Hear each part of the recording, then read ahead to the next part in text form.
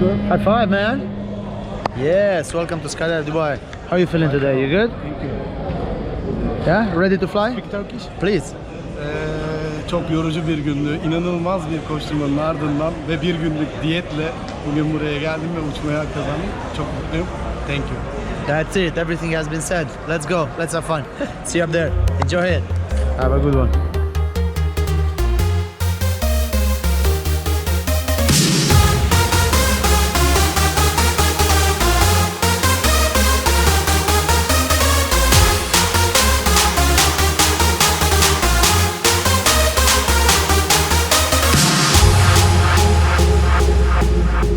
Now let's see what happens when we mix these two elements together.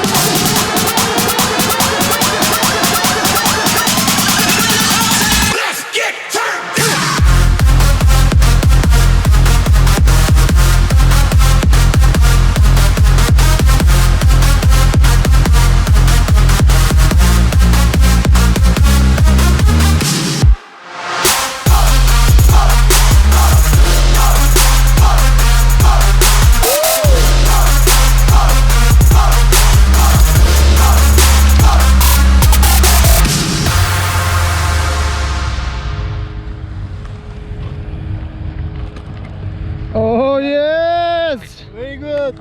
You have fun, man? It's amazing. Well done, man. Congratulations. Thank you for all flew for real. stuff. Thank you. You're welcome. What did you want to say in the plane? I'm feeling good. Yes, you had fun, huh? It's amazing. You can stand up now, man. Yes, come up.